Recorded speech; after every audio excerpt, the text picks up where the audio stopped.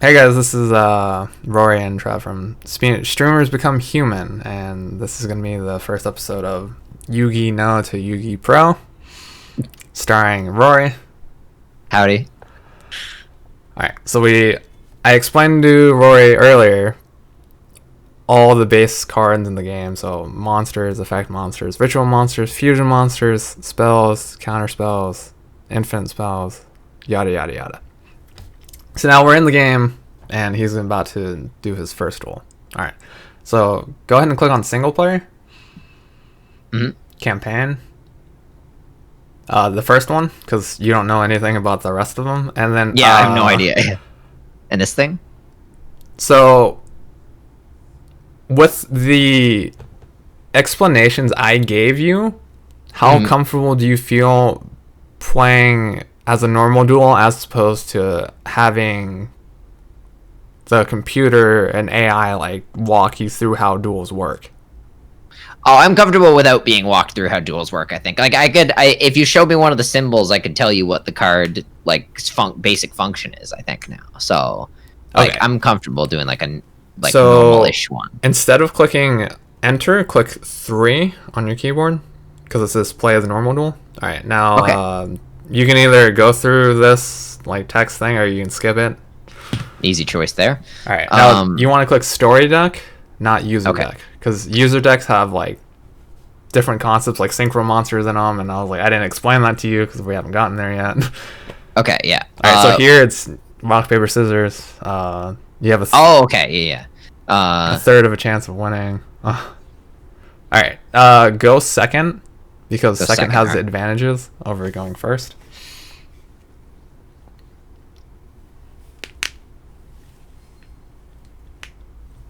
Okay. So, you have an assortment of monsters and spell cards and, like, traps and stuff. Oh, I was so worried. The text was so small. I was like, how am I going to read this? Okay. Oh, yeah, no, it pops up on the left-hand side, and you can, like, scroll through it. Okay.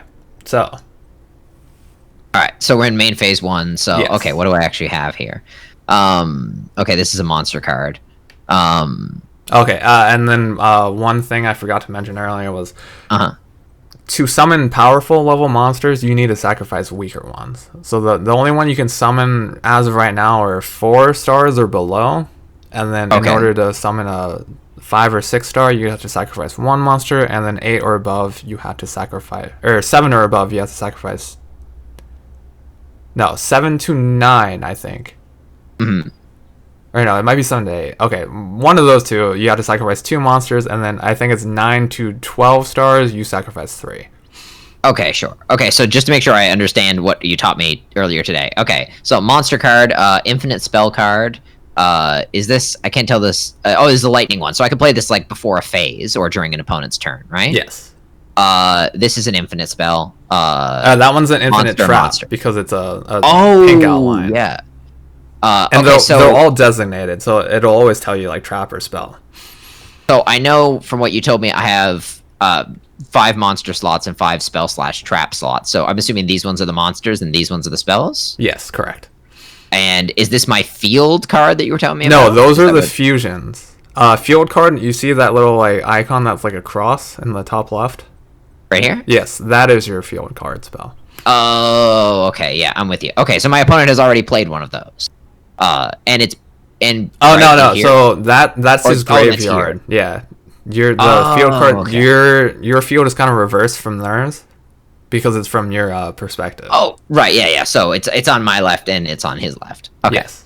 That makes sense. Okay. Let me see. And what did you say the limit was for when I have to sacrifice something? Like, so 6 stars, you need 1 sacrifice. 7 and 8, you need 2, and then 9 and above, you need 3. So then for these 2, I need no sacrifices. Yes, 4 and below, you can summon immediately. Okay, sure. This makes sense. Now, you've told me that sometimes if you play just a trap card, like in a spell thing, they know it's a trap card, so I guess I'll dodge doing that. Okay, what does this actually do? Each time you draw a card for your normal draw in your draw phase, place 1 greed counter on this card.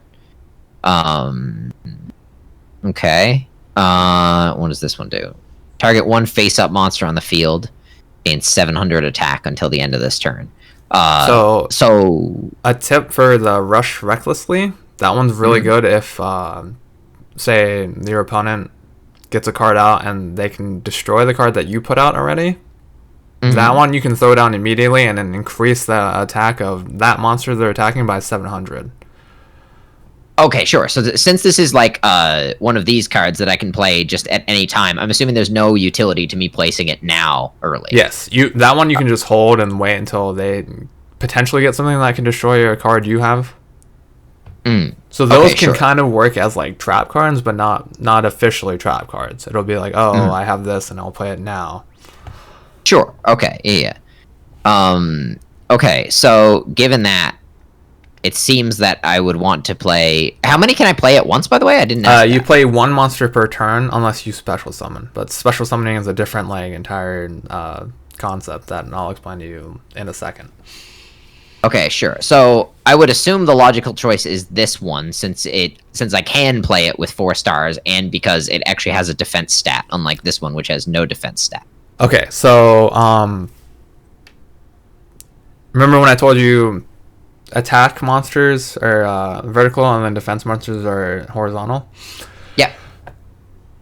So they can only be in one orientation, and as long as they're in that orientation, only that number matters. So if you have a monster in attack mode, the defense points of that monster actually don't matter unless there's like a card on their field that says so, and vice versa. Okay, that makes sense. If they're in the defense orientation, only that number matters.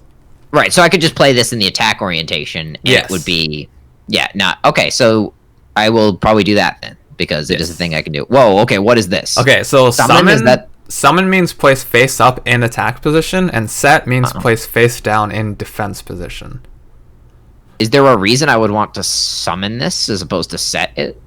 Setting means you put it in defense position. So as we were saying, oh right, yeah, oh right, yeah, sorry, yeah. Okay, so summon in this case is the only logical choice. Yes, you can't actually put cards in attack mode face down.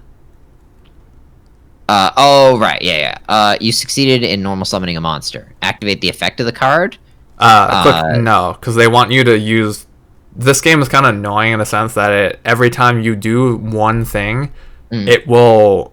Since you have a spell card that's like a instant activate, like the Rush Recklessly, yeah. After everything that happens, it'll ask you if you want to use that card.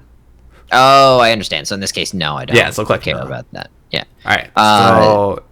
You can place the trap down and just ready it if you want, because it takes a turn to be like ready.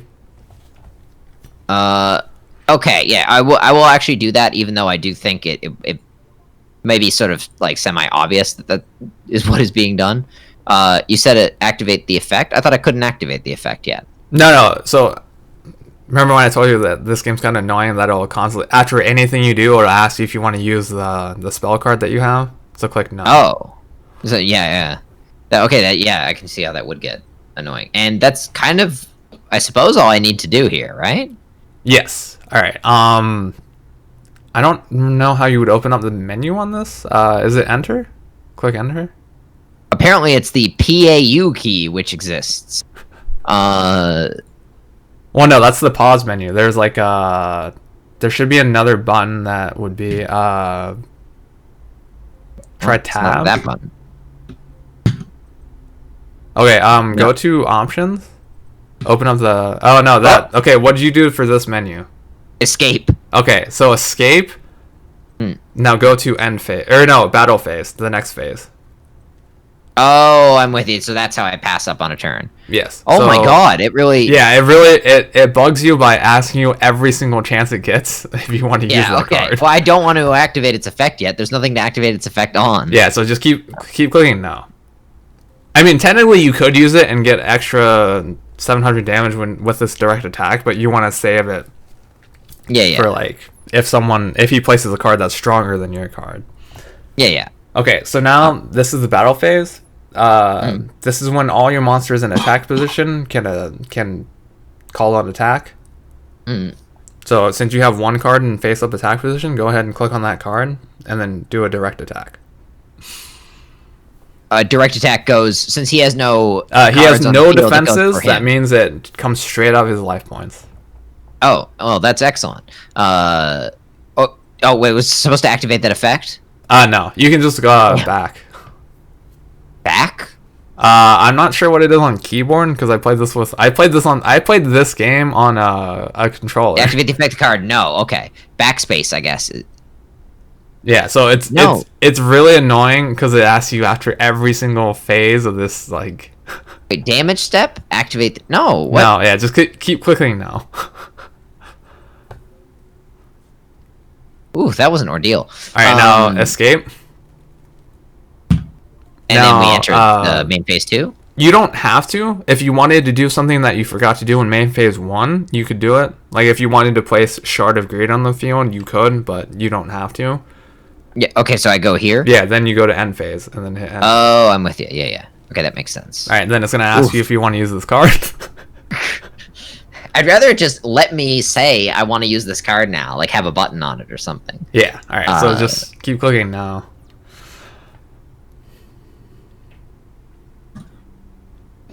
Okay, so he has the exact same card. And then he hit... Okay, so this is a perfect opportunity to get rid of the effect. So hit yes this time. Yeah, because it's for the trap card, right? No. So hit yes. Yeah. Now activate the Rush Recklessly. Oh, right. Yeah. Because this can be placed at any time. Yeah.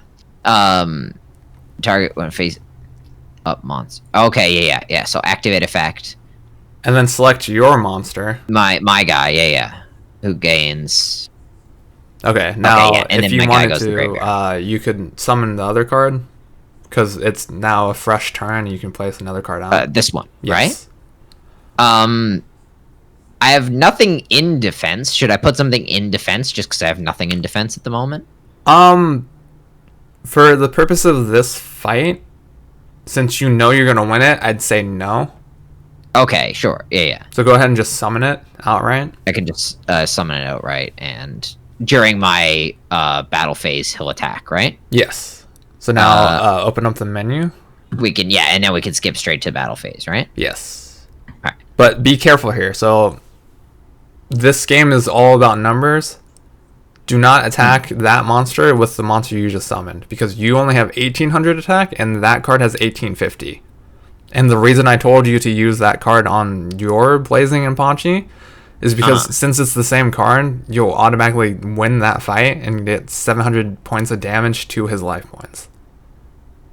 So, right, I see, yeah. Whereas if I was to do this, I actually... Do I lose? If you attacked with the weaker card, the one that has 1800, you would then take 50 points of damage because you lost that fight. See. Yeah. So instead, I click this guy and I attack this guy right here, and the residual damage goes to his life points. Yes. Okay, that makes sense. And then you follow up with a free attack to his life points with the other card. With this one. Okay, yeah, that makes perfect sense. Yeah. And this time it's better because you don't get interrupted 9 times during the attack saying, do you want to use this card? Yes, yeah. And now I guess I can skip straight to the end phase, right? Yes. If you really wanted to, you could place Dust Tornado since it's a trap card in your main phase too. Let me see. Destroy that target, then you can... I'll place it just to have it placed, basically. Yes. Wait, hold on. So hit escape. And then main phase 2. Yes. And then Dust Tornado. Yeah. Then set Dust Tornado. Okay, now I skip to end phase. Now you go to end phase. So by having you place that card, because I was gonna tell you not to do it, but in reality, to play it on the safe side and to do it in like fights that'll come down later in the game. Mm-hmm. Then it's like, oh, okay, like, I don't want to teach you the wrong way to duel early on and have you, like, work on those mistakes. Sure, okay, yeah. Okay, so here, let's teach you Tribute Summoning. So go over to your Firewing Pegasus, which is the first card in your hand. Summon. Now, yes, I would like to tribute one monster. And assuming we pick this. Yes, you pick the weaker of the two, unless one of them is like better than the other. So if this one had an effect that was like gains 1,000 attack during the damage calculation, then you would want to choose the other one because technically that one would be stronger in that scenario. But because they're both normal monsters, you can go ahead and destroy the one that's less attack. Okay, sure, that makes sense. Alright, so now click no, because you can technically activate the card because Call of the Haunted brings back a card from your graveyard, and then you'd have the damage output higher. Oh, okay. So go down to the first card you put. On the like this one? No, the first trap card. Sorry. Oh, this one.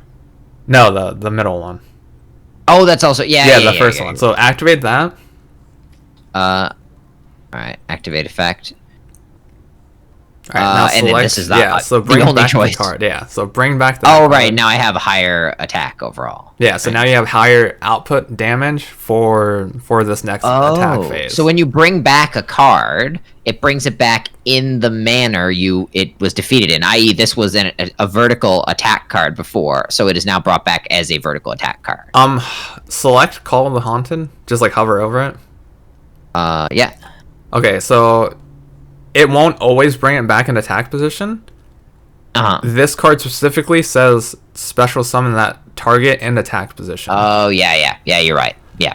Okay, that makes some sense to me. And notice this is an infinite trap card, so as long as that monster is out, it will stay on the field, and vice versa. As long as this trap card is out, that monster will stay on the field. If they destroy the monster, If they destroy the monster, it will destroy the trap, and if they destroy the trap itself, it will destroy the monster, because they're linked now. They're linked. Okay, yeah, that makes sense. Okay, I think I can skip to battle phase now, right? Yes.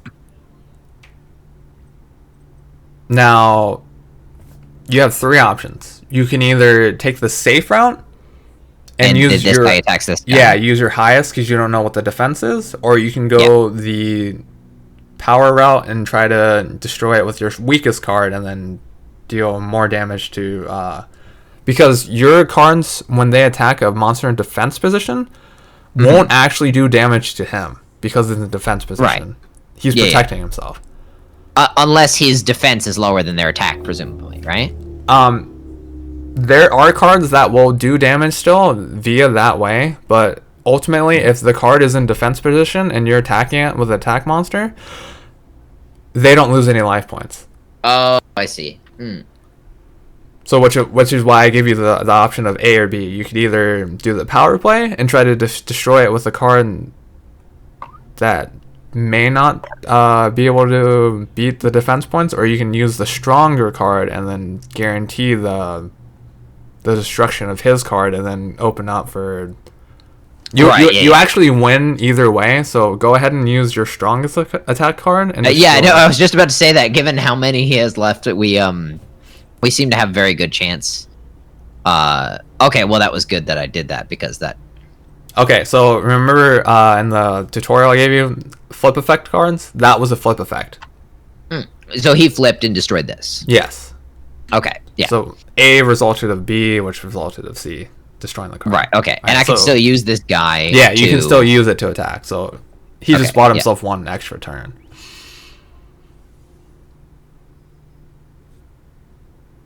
Okay, now go ahead and end phase.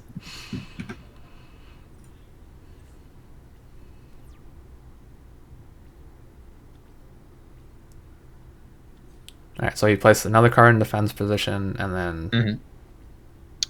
Now here you could summon another monster if you want. I'd say just go ahead and do it. Just summon the next summon your other Blazing Inpachi. Oh right, yeah. And it'll be like nothing happened. Yeah. Alright, then go to battle phase. Yeah, and I can just I mean I'll make the same play because it's the same situation. Yes. Okay, this time he didn't have a flip effect. Yeah, this time it wasn't necessary, but... Oh, wait, what am I doing? Hold on a minute. Let's just take care of this in one. Yeah. I mean, if you wanted, you could BM that way and attack again, because you only have 50, but, you know... Alright, so congrats. You won the first duel. Thank you. Alright, so now... the good thing about this game is that don't skip this. Just continue through it because it'll tell you what happens when you unlock it. So you unlocked a new duel, which is the reverse duel, and then you unlocked a new duelist recipe, and you get these cards. So continue clicking. What you call it? Okay, so stop clicking continue. Yeah. So after every duel in this game, the first time you go through it, you'll unlock a new duel, which is the reverse duel, which means you use his deck instead of the one you just used. Sure. You'll get a deck recipe if you wanted to copy that deck. And then you get... it's... I don't know how it's done in this game, but you get X amount of free cards to build your own deck, and then duelist points. Oh, okay, yeah. Okay, so continue.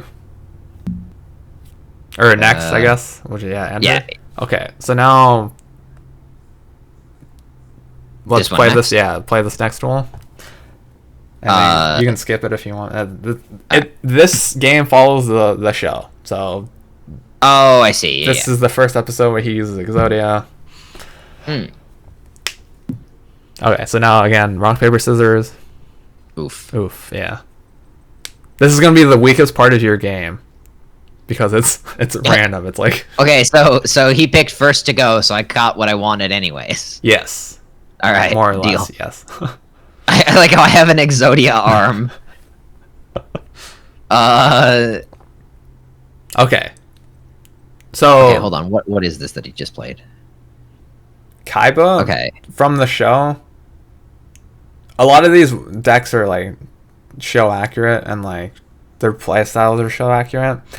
Okay. So Kaiba has a beatdown deck, which means he tries to summon out super powerful monsters immediately, get his higher level ones out, and then just destroy you by overpowering you. Oh, so it's like an aggro deck in Hearthstone, basically? Yes. Yeah. Basically. So this situation, you have 3 of the Swords of Revealing Light. Activate one of them from your hand. Okay, sure. Okay, what does this do? Flip all monsters face up. The card means your field. It means they can attack. They cannot attack you for 3 turns in a row. And since you have 3 of them in your hand, you essentially have 9 turns in a row they won't be able to attack you if he doesn't destroy it. So he has an aggro deck, and I can stall him. Yes. Basically. Okay. Now I can also play this, right? Because this is 3, which is less than 6. Go to the very right card, Heart of the Underdog. I'm with you. Yeah. Activate that card. During your draw phase, when you draw a normal monster, you can reveal it. Draw 1 more card. Okay. This will help you because I think this is an Exodia deck, clearly, because you have the piece. Yeah.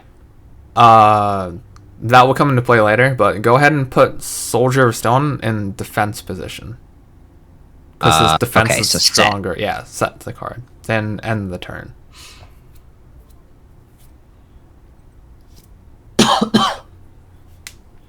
Oh, you went to battle phase. Sorry, you meant literally. Oh, I can skip to the. Oh, right, because it's my turn, so you don't have to follow the whole process. And I don't have any attacking, so so it wouldn't let you do it anyway.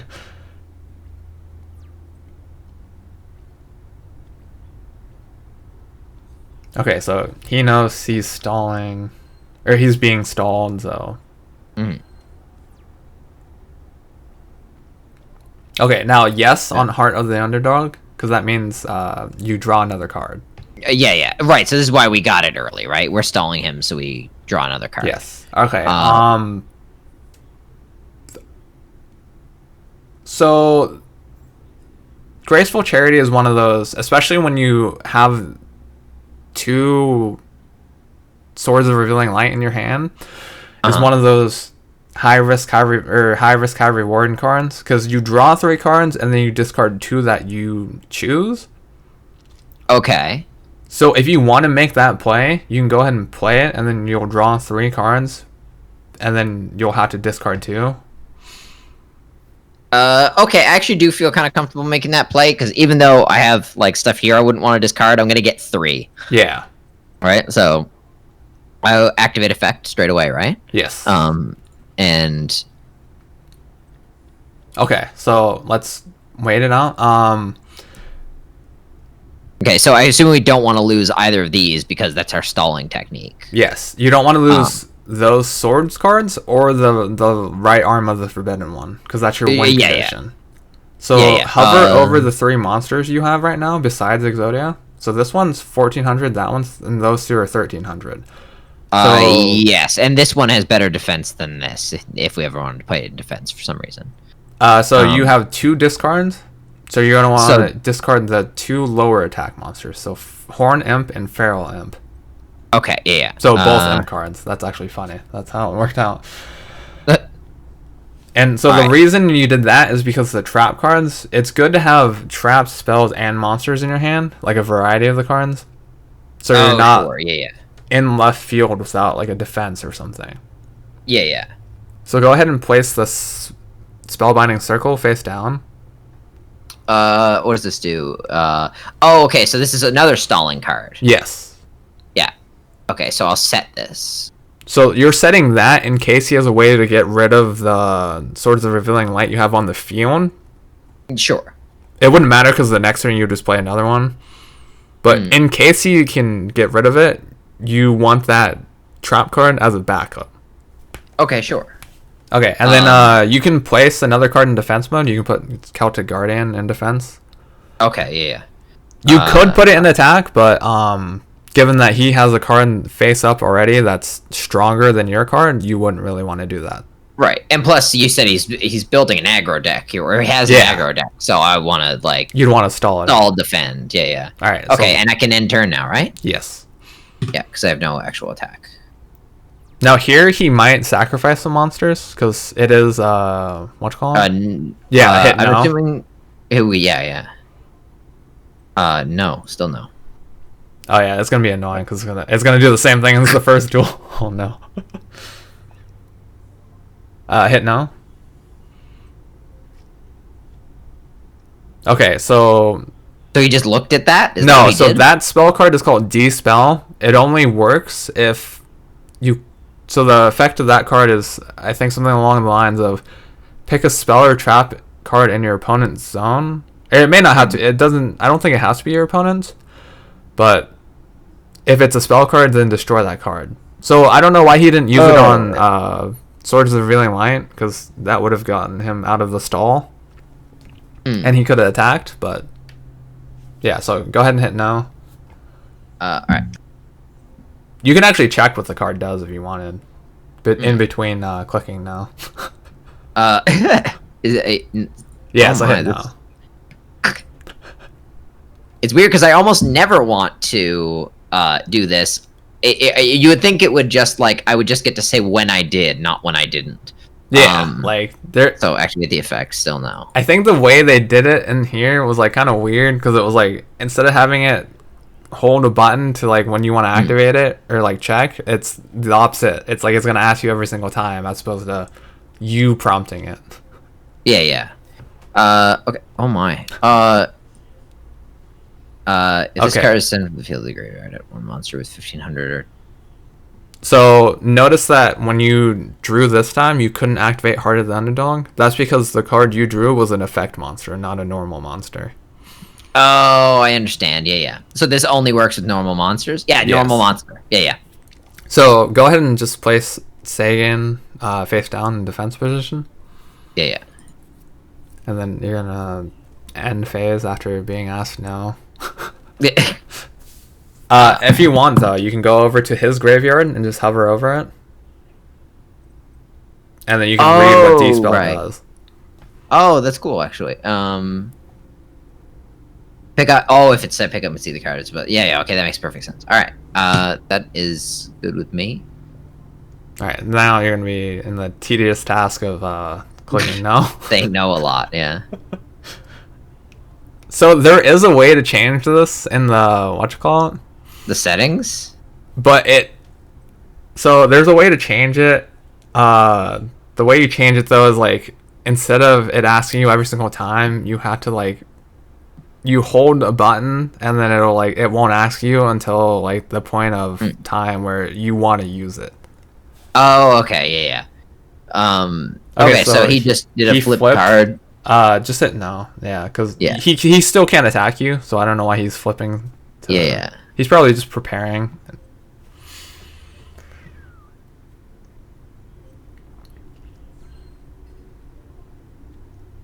Yeah, hit no again. Hit no. Yeah. Oh. Okay. Okay, open up the menu. Yeah. Wait, hold up. What's the menu? Okay, go to options. Go to, what is it? Settings, I think? Yeah, setting. Oh. Auto skip dialogue prompts. Go down to that selection. And then cycle through it.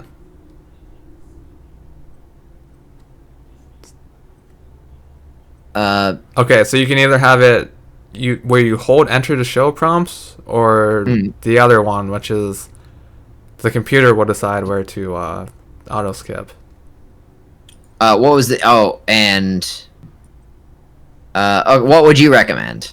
I have it on Pro. Alright, I'll have it on Pro too. We might as well. Let's embrace it early. Alright.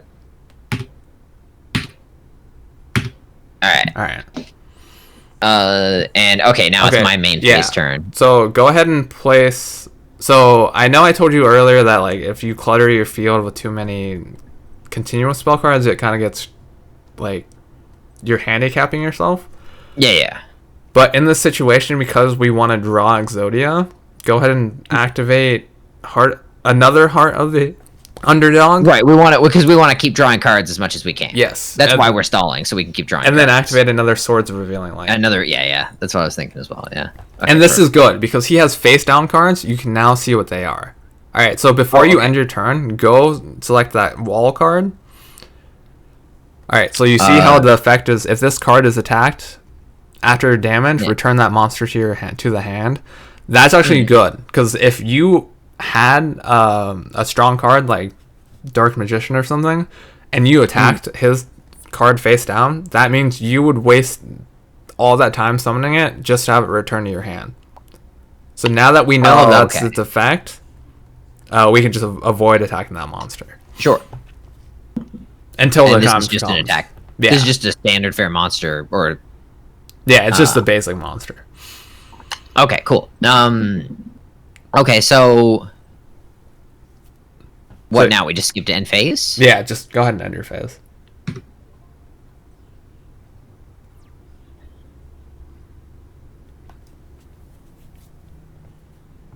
Okay, so he's probably going to summon a Blue Eyes this turn, but no worries because okay, I don't know why he's stopping your defense because he can't attack still.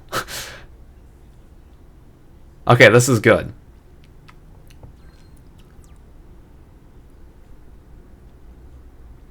So there's one of two things you can do.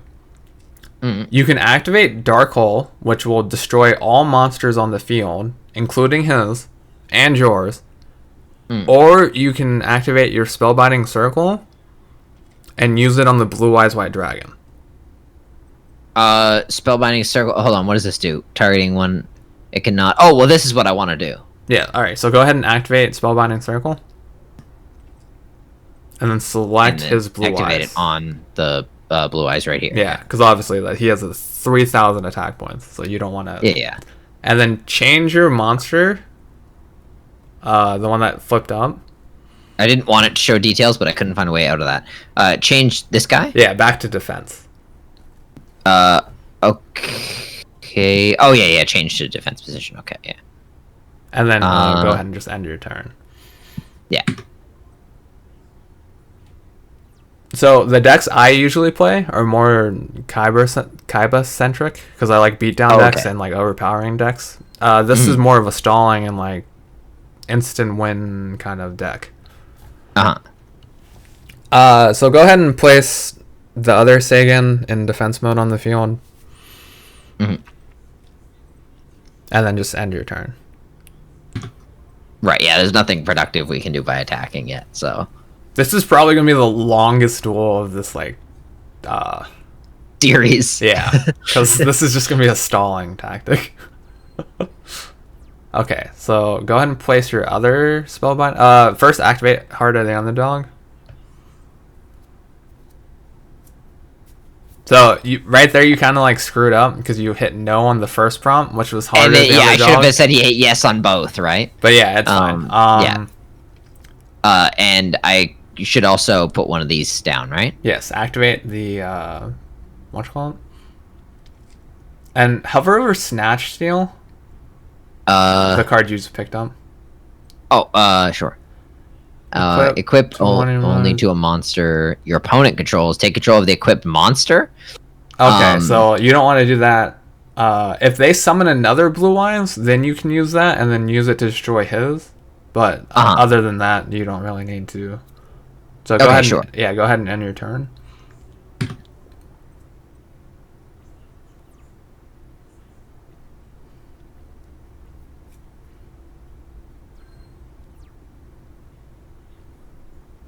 Okay, so yes on both. And then yes. So right here, what's going to happen is it might chain. So chaining is when you have multiple things go off.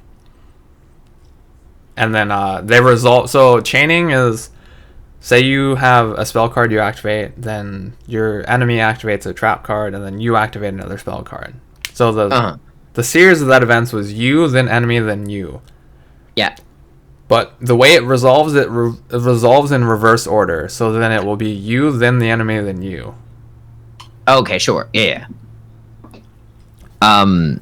Okay, so I actually remember this card. Summon Skull, yeah. If you want, you can summon Skull, and you can send the face up Sagan to the graveyard. Oh, right, yeah.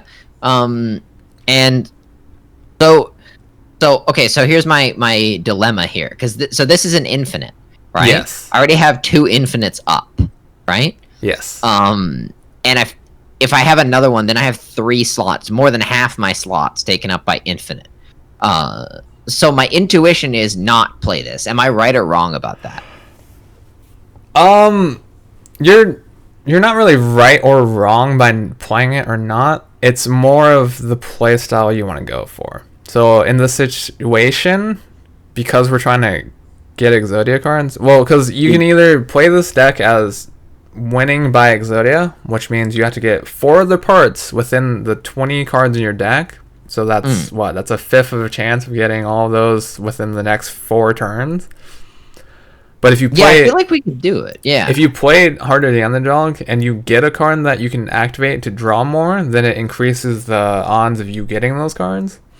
Yeah, okay, yeah, in that case, yeah, I feel like we should, because, I mean, that's what we've been preparing for this whole time, and, yes. Like, I feel like we've survived this long, not losing any life points. There's only so many cards left, so, okay, yeah, in that case, I will activate its effect.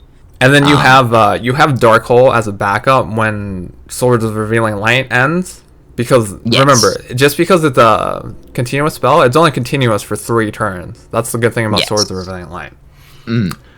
One thing I will say is because your enemy is built up kind of like a strong attack force, or like they filled their field, you're gonna want to start taking care of some of the cards and getting free damage now. So sacrifice the face up monster this guy have, for Summon Skull. Yes. Okay. Yeah. So summon. Yes. Okay, now before you go into a battle phase, keep in mind he has a card face down. Okay, yeah, so he has Crush Card Virus. Oof. Okay, so click. Wait, destroy the monsters in your deck. Oops. Oh, I clicked over here, not over there. Okay, no, so that's fine. That's actually good. So select these 3 cards. Or hit okay. Hit okay, just like okay. Yeah. Or I guess I have to select them first. So hit all of them. Yeah, select all of them. You'll see why in a second. So now hit okay. Oh, and then it narrows down what we can how we can pull out Exodia. Okay. Okay, yeah, now because you sent Sagan to the graveyard, you can now choose cards to put in your hand. So go ahead and grab Exodia piece. You only get 1 per Sagan. Okay. Yeah. Okay, so go ahead and just end your turn, because yeah, okay, yeah.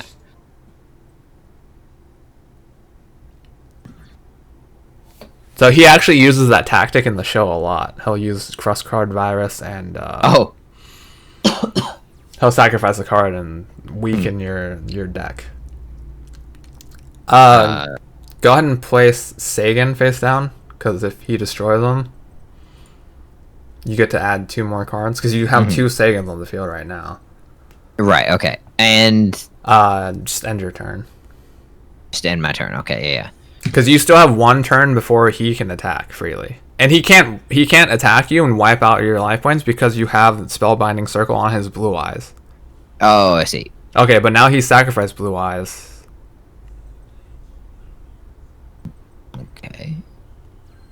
Okay, so now this is the first turn you're going to be vulnerable, but activate all Heart of the Underdogs.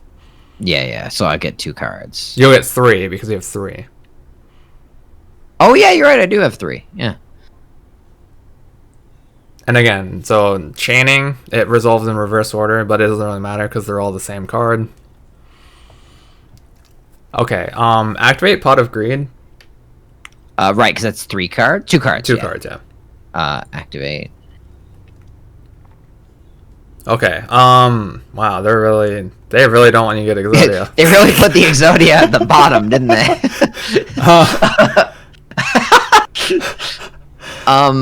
So you wanna keep Karibo in your hand. Go ahead and place any of the cards that aren't Exodia or Karibo on the field in defense position. Okay, so since it's defense position, I guess I'll place the ones that have good defense. Yeah, I mean, it doesn't matter because all his cards are going to be higher. But yeah, you can place any of them. I'd say might as well put this one there, I guess. Griffor, yeah. Okay, when you end your turn, it's going to ask you discard cards until you have 6. Remember I told you can only have 6 in your hand?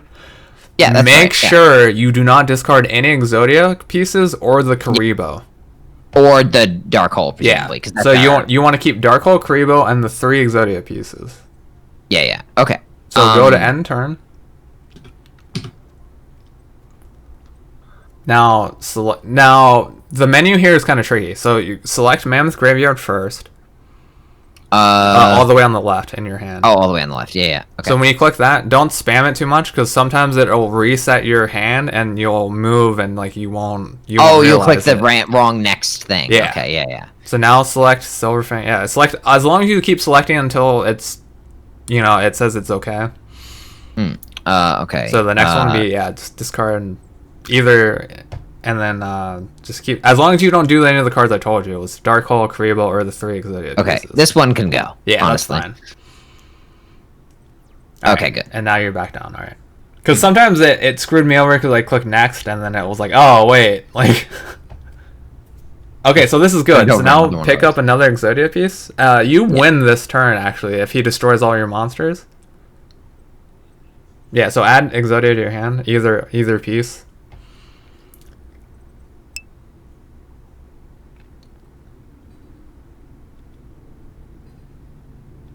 Okay, so you win right now because you can add the last piece of Exodia to your hand.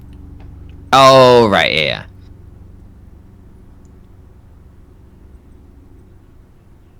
And now, yeah, see, you won using the effects of Exodia's Forbidden One. All right, excellent. All right, so now I can continue and go through all of the reverse duels and oh, you won a Blue Eyes White Dragon. That's actually really good. That's a good card. Oh, you won Blue Eyes White Dragon, Stop Defense, and Mystical Elf or Gift of the Mystical Elf. Those are actually all very good cards. All right, so and continue. And then continue again. Yes. And all right, this next one. Oh wait, this is Weevil, right? Yeah. Okay. Yeah. See, as long as you've seen the show, you'll recognize a lot of these fights. All right, that's good. Yeah, because I've seen like the first bit of the show, so that's perfect. Story deck. Okay, so the last duel we did, I was kind of like there and like guiding you, so I'm gonna not really say a whole lot. In this duel. Yeah. But I will still. So I'll give you like questions. So like if you have questions, go ahead and ask them, and I'll answer them. But I won't as far as like helping goes, I won't like be sitting there like, oh, do this, and do this. Okay, yeah, deal.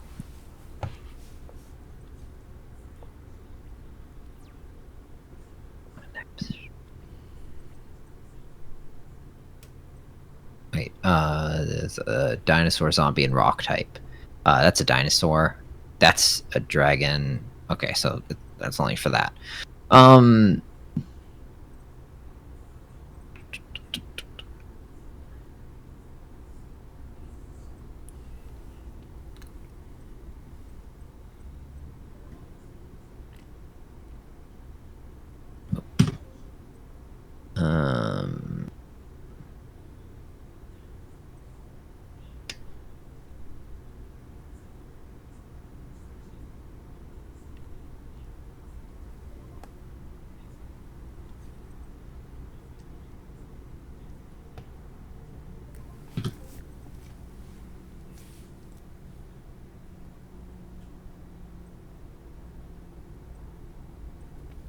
Okay, so Mhm. it's one thing I like forgot to mention to you when I was explaining the card and stuff. So usually, Yeah. when you start a duel, you want to lead with like a monster. Lead with a monster before a spell. Yeah, because sometimes Okay, the spells sure. can activate, but they won't activate if the monster's not out. So like in that situation, you place Torn of the Unicorn on the field. If you had the monster out, you would have saw that it would. You could activate it and equip it to that card. Oh, I understand. Okay, yeah, that makes more sense. You can Yeah. still do it, like if you hover over the card right now. Like Horn this of the, one. yeah, it'll activate, but it's just because you did it in the other way. Yeah. You weren't able to see immediately that you could use it automatically. Sure. Okay. Yeah. But yeah, that's only Okay. Yeah, that makes perfect sense. And let me see. Yeah. Actually, might as well.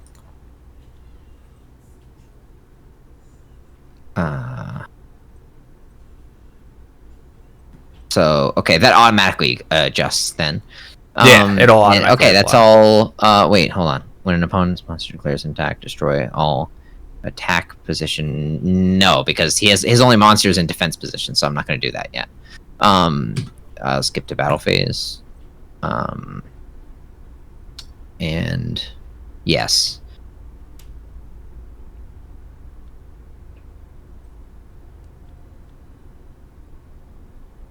Okay, what did that do? Take Okay. no damage. Okay, yeah. So yeah, okay, so he stalled for a little bit. I can skip to end phase now. Yes. Um, Yeah. So like I was saying, pretty much everything in this game you can figure out by what happened by reading the cards that just happened or whatever. sure, yeah. Oh, it's one of the fusion cards you told me about. Yes. And that's kind of like that's a science thing, isn't it? Like you to like fuse stuff, you take two polymers and you combine them, and then that's how like.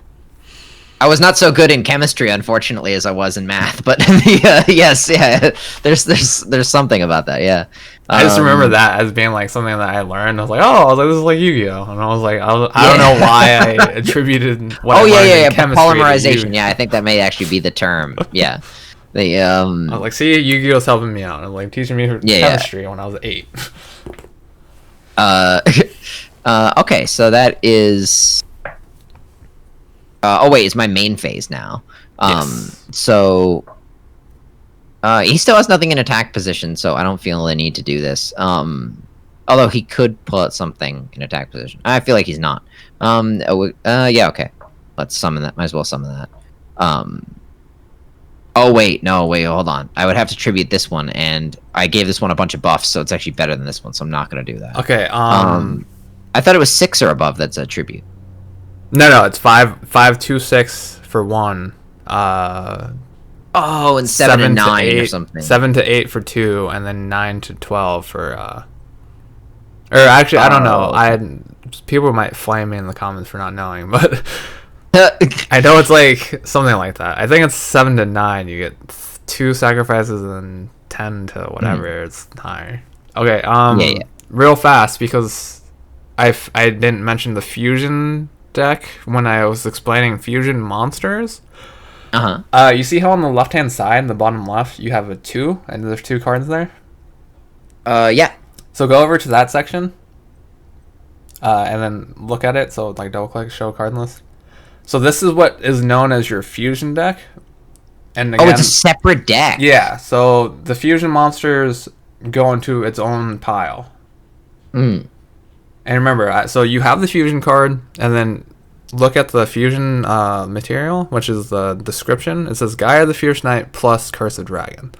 So when you have those two those two polymers, I guess, you already have one. So if you get the other one, Curse of Dragon. So if I get Gaia, then you can use it. Okay, deal. All right, that makes sense. I'm content to go to battle phase now.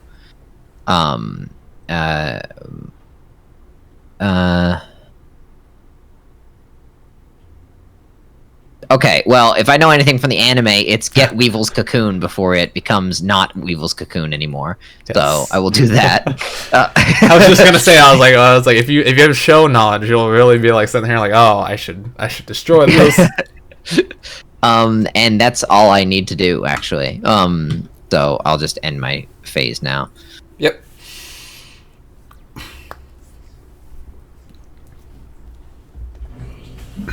So now, if I'm correct, your backstory, or not backstory, your that's funny. He failed. He powered up his insect and I couldn't destroy that card.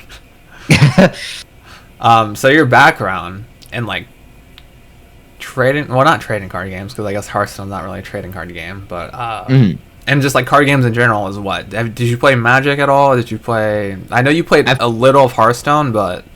A little Hearthstone, a little Magic, and a little Prismata. Those are my 3 like card games that I've like played. So do you feel like any of those are helping in the sense of like Yu-Gi-Oh playing? I actually feel like Hearthstone a little bit. Like Magic not so much, because this doesn't feel as like resource heavy as Magic is, because so much of Magic it feels like resource management, but like I feel like Hearthstone is actually like semi-related to this, at least in terms of like broad strategic things. Yeah. Like, oh, this is an aggro deck. As someone who also played Hearthstone and Yu-Gi-Oh, I can validate that, because that's how I felt originally too. I was like, oh, this is like a simplistic Yu-Gi-Oh. It's like use the attack or whatever. Like there was no defense and stuff. Yeah, there's definitely similarities. And as far as you were saying that Magic is like kind of more resource heavy, keep in mind this is just like the core elements of Yu-Gi-Oh. There will be stages later on that get more resource heavy that may remind you more about Magic, but that's like for later on. Well, this isn't Gaia, and I also don't see immediate need for it considering how early it is in the game. All attack position monsters. I actually kind of want to place this trap card since he's now actually trying to attack. So I will actually set this. And then I'll skip straight to battle phase again. Okay, and this is 1300 defense. I don't know what this is. I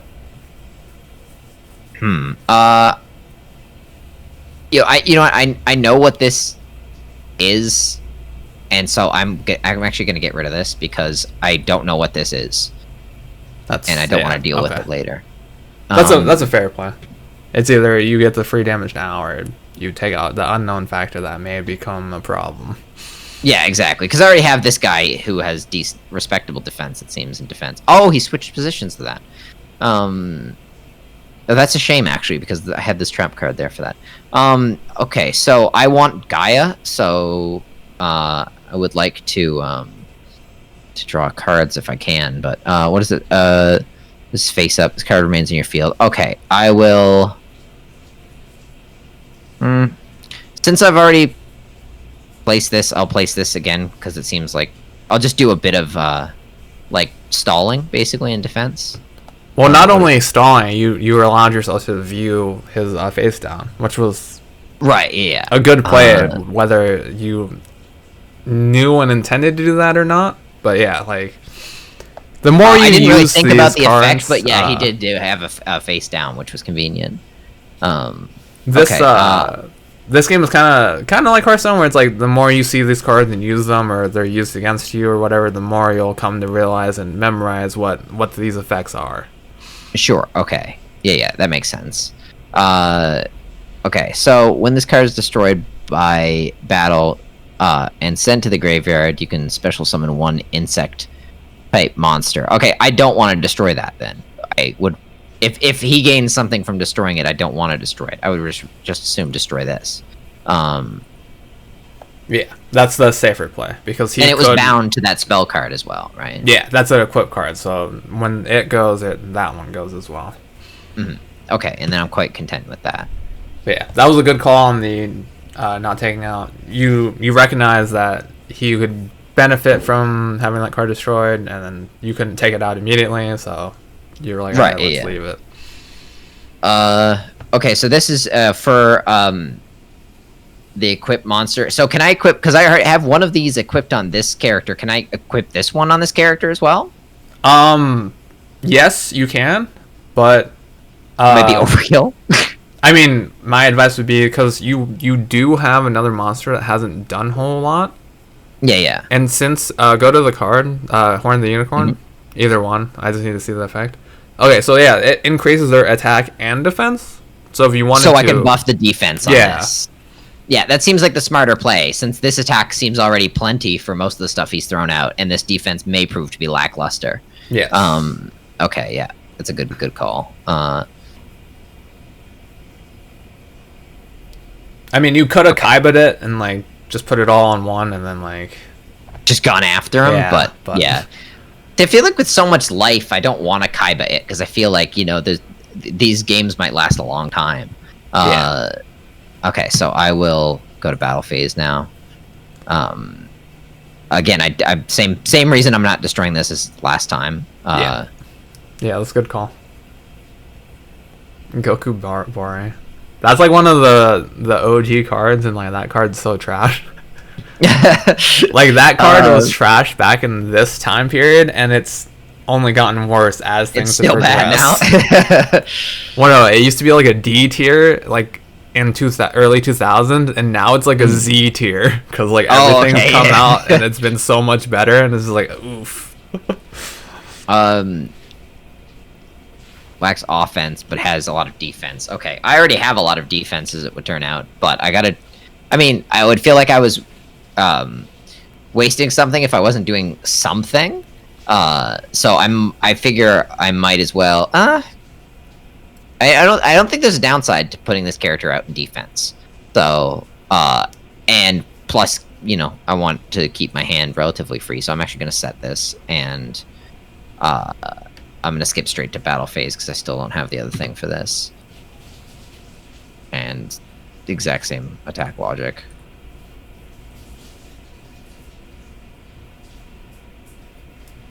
And yeah. Okay, and just a question for you. So leaving when you put out Mystical Elf in defense mode, you knew that you were safe on that front of defense. Yes. So any particular reason why you also left Goku Bori, or not Goku Bori, Griffon, I think is the card. Yeah, why I left him in defense position? Yes. Because I forgot that you can switch to attack position. Okay, yeah, no worries. So now, actually, what I'm going to do is change this to attack position. Yeah, had I known that, that would have been, I think, a good play. Honestly, with how little he has out there, and with the fact that I know I'm not attacking this, I think my favorite play here is to summon this and at least do some damage in this battle phase. Because I'm pretty sure that whatever this is going to get destroyed.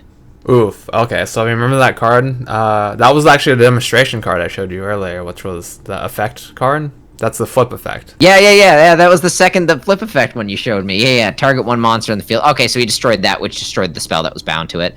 But not ideal, but I still have a lot of attack. The good thing about, the good and bad thing about Horn of the Unicorn is if you read the description, it says when it's sent to the field from the graveyard, or from the field to the graveyard, return it to the top of your deck. So you guaranteed know that the next card you draw is going to be draw that. Oh yeah. Okay, that's good. And it's it's proven to be a very useful card. Yes. So, okay, wait. So here's my my worry here. Now. Yeah. Yeah, because if I attack that, he gains an advantage with 1500 or less attack. Okay, so can't get through this with 1500 or less. Well, keep in mind, 1500 or less. Now, it all depends on what he has in his deck. So you could potentially win a fight if you destroyed it and he summoned something with, say, 1300, because your Celtic Guardian has 1400. Yeah, exactly.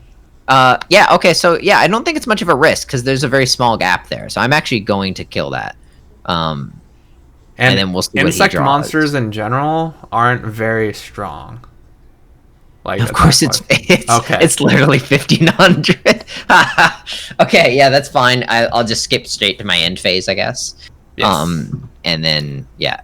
But remember, you did plan for this ahead, whether you realized it or not. Oh well, so the downside to having the thing on pro mode is that it won't ask you if you want to activate the trap card, because you did have a card there to use if he attacked you.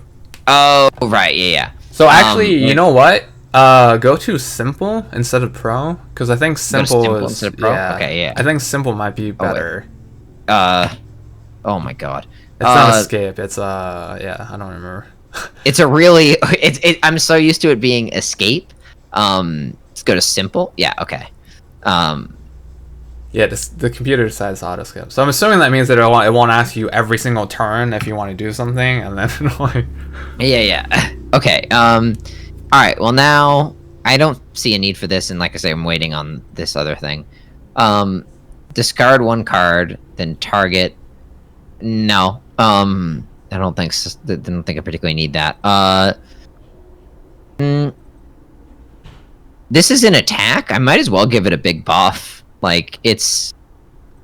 I mean, no. This is all. This doesn't need a defense buff. I mean, I don't think I really need it, to be honest. But quick note. So if a card is face down, you can't equip anything to it. Oh, okay, interesting. So I couldn't buff this as defense if I wanted to. It would have. His monster would have to attack your face down to flip it into face up defense in order for you to equip it. Okay, yeah. This thing. Okay. You know what? Actually, I'm actually gonna activate effect, and I'm actually gonna buff this card a little bit. Yeah. So right now you're working with all known quantities, because obviously everything he has is face up. He doesn't have anything face down, and you have everything you need to know. Yeah, exactly. And this has no real effect when I kill it, so I can kill it. Yep. And live in good conscience that he won't benefit. Yeah. All right. Excellent. So I'm gonna skip straight to my end phase now.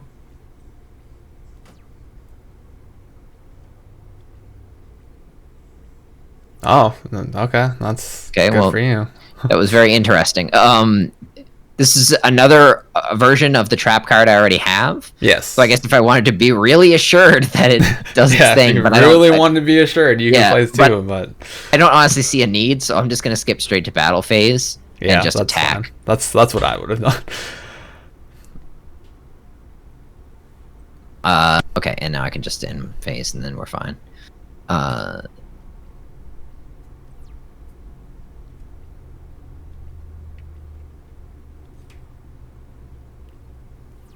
Okay, now remember, think about it first, because he did have Maneater Bug, which was that effect card that was in the tutorial I gave you.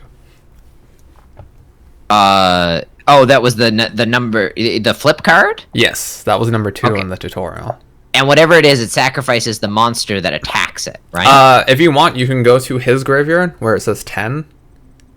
Click it and hit show card list, and then just find it in there, and then you can tell what it is exactly. Oh yeah. Okay. So I actually, what I think I'm actually gonna do in this case is, since this guy does so much good for me, I don't want him to stop being good. I'll bring him out and get him to attack it just in case. Yes. And because this guy also has 2 spell cards bound to him, and I don't want to lose those either. So I'll summon him, and I'll skip to my battle phase, and actually use this for the attack. And you 'Cause I'm have willing to sacrifice this. Okay, so that was good. So your field card spell there saves you from taking any unnecessary damage because this guy had a really high defense. Yeah, and since you get a bonus from Wasteland, because that card is technically a dinosaur, you have the same attack as he is defense, so nothing happens. Right. Okay. So that's just totally a null turn there. Yeah. But I can still use this to attack this guy. Right? Well, technically, it's not a null turn because you now know what you're dealing with. So now you see how much he has in defense, and like it doesn't have an effect. So yeah, now you're okay. Good. Yeah. So I can still use this guy to attack him, though, right? Yeah. And I know I can see there's no bad consequences of doing it because it's not like a flip card or anything strange like that. Correct. So yeah. Okay. Excellent. And all right, I will end my phase there. Oh yeah, and then when I was explaining field card spells to you, I remember I told you that it'd be easier to see in the game. So yes, you put the field card spell up, and now notice how on his field it's wastelandish too. Yeah, as well as on right, yours. Yeah. So if he also placed one, then his side would turn into whatever he placed. Yeah, yeah. So that's to be more, honest, that's a more visual like way to think about it. If yeah, no, that makes perfect sense. Yeah. Okay, so to be honest, I think I'll do the same play because this is still a face down card. It could still be a flip card. I still don't want to sacrifice this. Yes. So I'll skip to battle phase and do the exact same thing. Oof, that's his cocoon again. And since you've seen the anime, you know what happens. But also, there's no... I can just kill this with this, so... Yeah. And, okay, yeah. That's good. Yeah, that card is like... You don't want to leave it on the field for too long, because then... Yeah. It'll turn into the thing that will destroy everything. Okay, well... I'll... I mean, I might as well put this out. I don't see a negative to not putting it out, and I can't really do anything productive with either of this, so I'll skip straight to battle phase again. Exact same plan. Okay, so the good thing about this is that since this is his third one, he can no longer have any more Cocoon Evolutions, because it's 3 for deck limit of any card. Oh, okay, yeah. Well, not any card, but it's 3. Some cards are limited by 2 in a deck, and some cards are limited by 1, and other cards are banned from decks completely. It just happens to be with the Cocoon that it's 3. Yeah, most cards are 3 for a limit. Okay, sure. Oh, come on. I can't do anything with this, so honestly, I'll just skip to battle phase, because I just I think you win here, though. Yeah, you definitely win here. Yeah, I believe that is the case as well. So yeah, just direct attack here. And then it really doesn't matter which one it is, but... Nice. Alright, excellent. Let's see the rewards you get.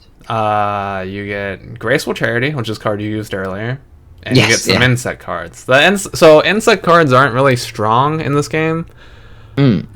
All of them are pretty much weak. I think the only card that makes up for like insect types is the Perfectly Ultimate Great Moth and Insect Queen, which are like 2 of like the hundreds they have. Oh, so things have really changed since Weevil beat Rex then. Yeah. They no longer. Okay, yeah, this makes sense. Well, and in the show, it turns out that he won because he cheated.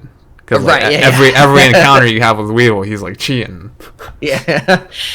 Okay, perfect. I'm quite satisfied with that. We'll go next, and then okay, well this I know this fight as well. So how far are you in the show? I mean, I've watched past the like.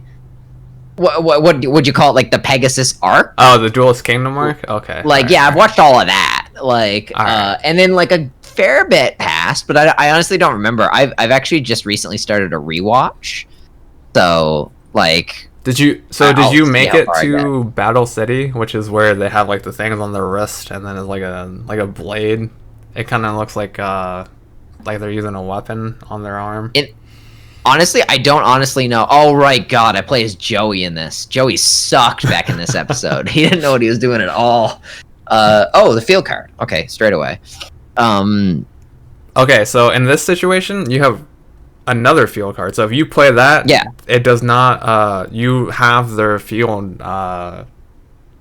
What's the word? Advantage. Yeah, okay. In that case, I'm definitely playing this. Activate effect. Is there a compelling reason to set a field card as opposed to activating its effect? It depends on the field card. Some field cards, so some decks play entirely based on the field card. So if you give it away too early, then it's like, oh, once I destroy this, your deck is invalid and like you can't really make plays. Oh, so sure, that's when you would set it and then activate it at a later time. So then you would catch them off guard or surprised. Okay, perfect. So, okay, that's the attack of all Earth monsters. Yes. And I don't believe I have any at the moment. Make sure to always check your fusion deck, the extra deck. On the bottom right, left. yeah. Because these are all different decks you're using. So you have. Okay, so we need Time Wizard, And which we Baby already Dragon. have, and Baby Dragon. And then the other and one for is Flame Manipulator and Masaki, the Legendary Swordsman, which you have both okay. of.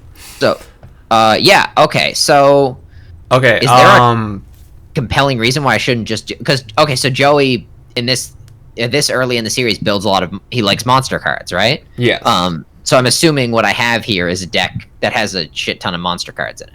Yeah, more or less. So is there a compelling reason why I don't want to try to summon this thing straight away, or can I not do that? No, so I was actually going to tell you that order of operations in this game, anyway, once you summon a monster, you can no longer summon another monster. So say, for example, you summoned Masake, the Legendary Swordsman. Uh-huh. And then I can't summon this much more powerful monster. No. So this is when I'm going to explain special summoning to you. So say, for example, you summoned Masake, the Legendary Swordsman, as a normal summon. Yeah. Once you put that on the field, and then say you activated Polymerization to fuse Masake and Flame Manipulator, you essentially gave up one summon, so then you can combine and then use that same card in the fusion process. The strategy here would be you would want to summon something like, I think the card is like Jelly Bean Warrior or something, and then fusion summon from your hand the Flame Swordsman, because that way you have two monsters out instead of one, and using the one that you summoned in the fusion material. Whereas if I summon on the field, I use up a summon. Yes, because special summons are different than regular summons. Yeah, okay. Okay, right. And so how do I summon in hand? So activate Polymerization. Activate effect? Yes. Alright, now you can only use this card because you only have those conditions, and then fuse those two. You select A and B for...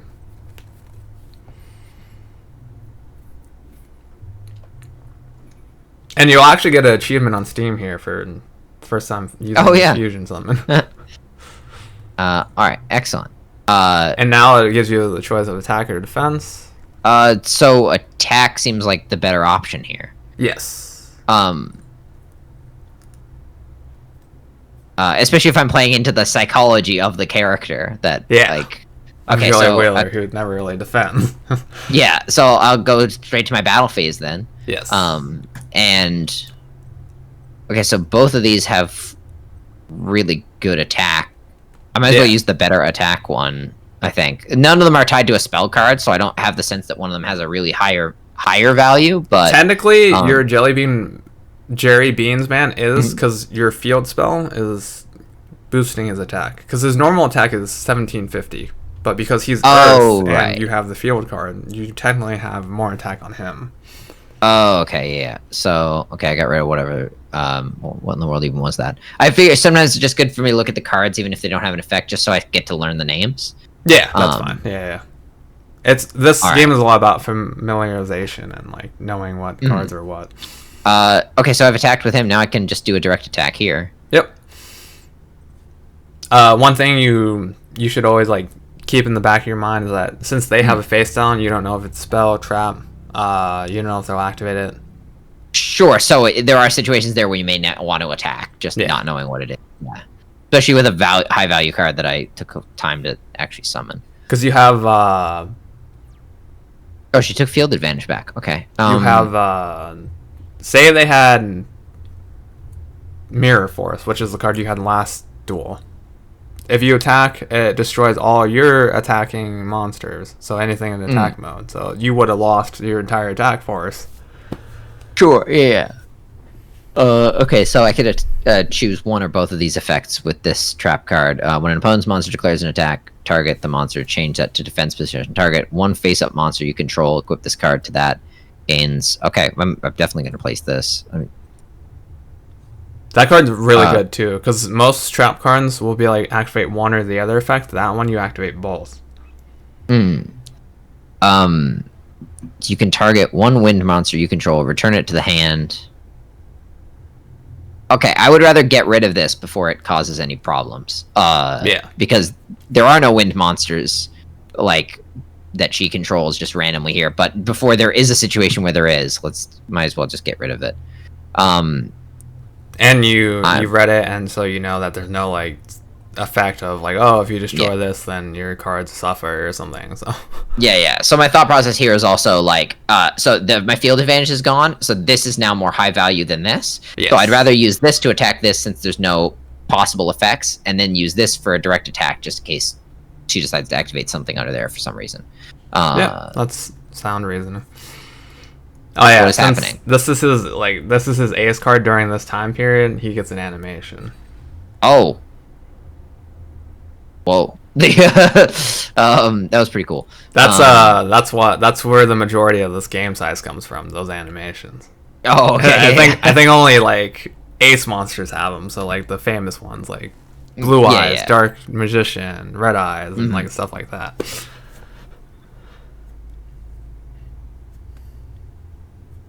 Oh, Dispel again. No.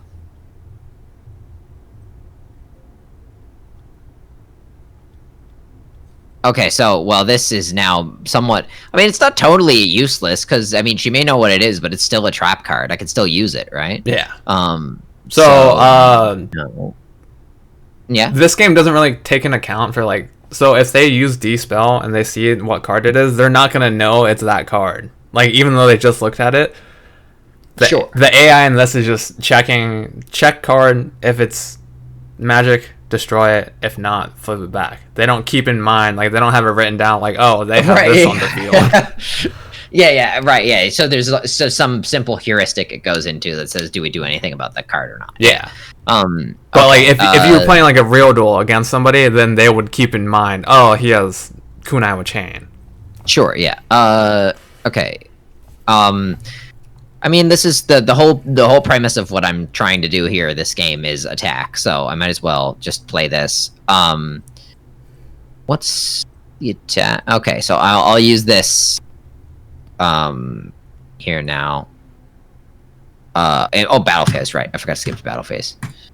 Now I will use this and attack. Oh, actually, let me back up. Battle phase. I'll use this. Attack this because it has higher attack. No. Still no. Now I will use this. It's slightly lower value than this. Then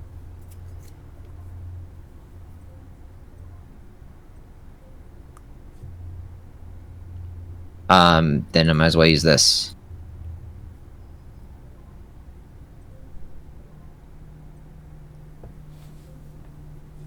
Yeah, so in this situation, I was gonna say you might have been able to win if you equipped Kunai with Chain, but I think it only adds 500, and you needed 750. So okay, yeah. Yeah, there's a lot of math in this game, like depending on the attacks and stuff. But yeah, here, unless she pulls out something miraculously, then you're gonna win. Okay, exact same idea as last time. Okay, priorities changed a little bit, but not much.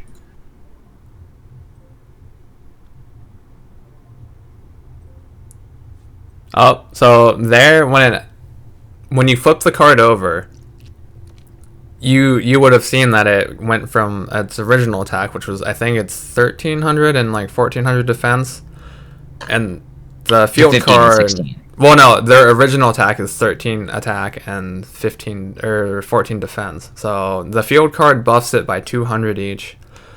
So when it asked you if you wanted to activate a card, in order to not take life points, like it doesn't matter now because you're gonna win anyway. But in order to not take life points and then like just destroy it outright, you could have activated Kunai with Chain and then gave that card power. But okay, yeah, I see. So so since this has gone up so much, I'd still use this.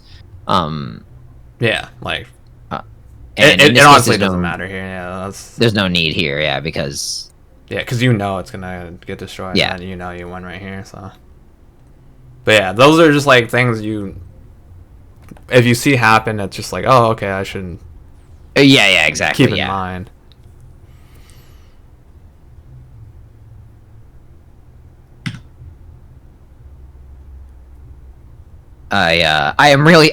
She doesn't know how insulting that is because I'm even more of an amateur than Joey is. Okay, so.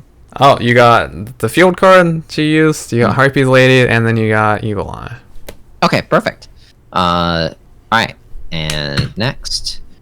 And this one. You should recognize that. Oh, this is the fish guy, right? Yeah. I stole his fish, and now he's upset.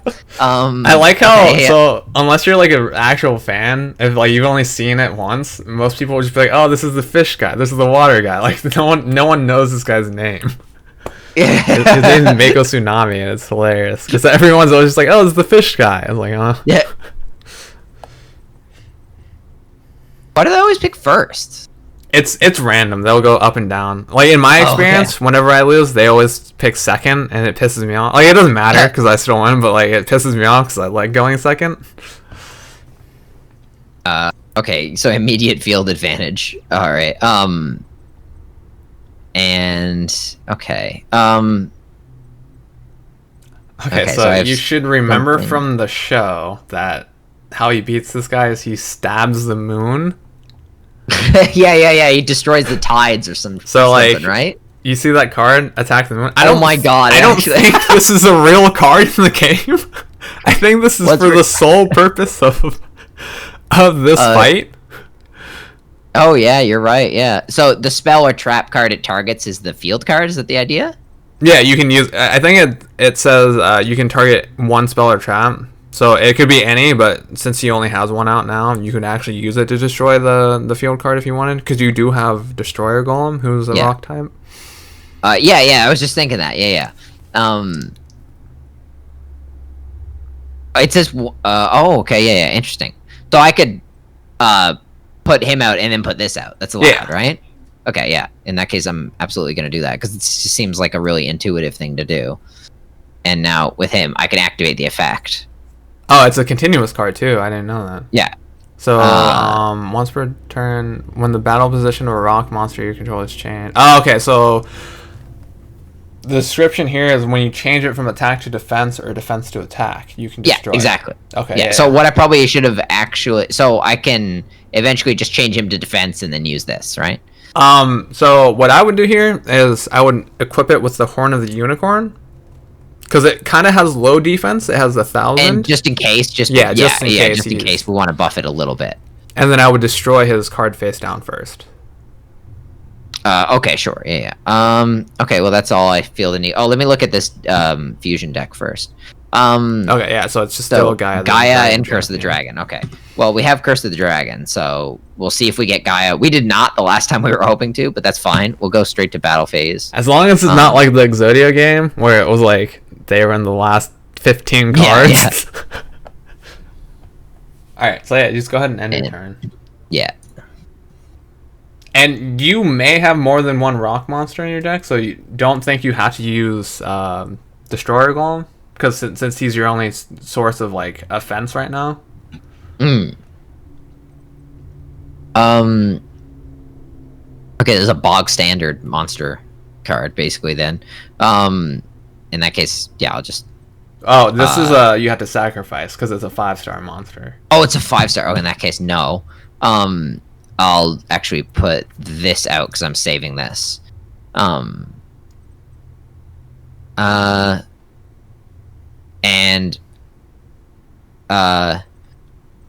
Oof. Oh, All right. Oof! I was gonna change the position of this and get rid of the thing. So you can do that in main phase, right? Yeah, that's kind of good because you didn't really have anything too strong. You only had like a basic 4-star monster and a 3-star monster out. Yeah. But the downside to this is because you had it equipped with Horn of the Unicorn, and that card always returns to the top of your deck, and you have no monsters to play right now because they're both level 5s, he's gonna get a free attack. Right, yeah.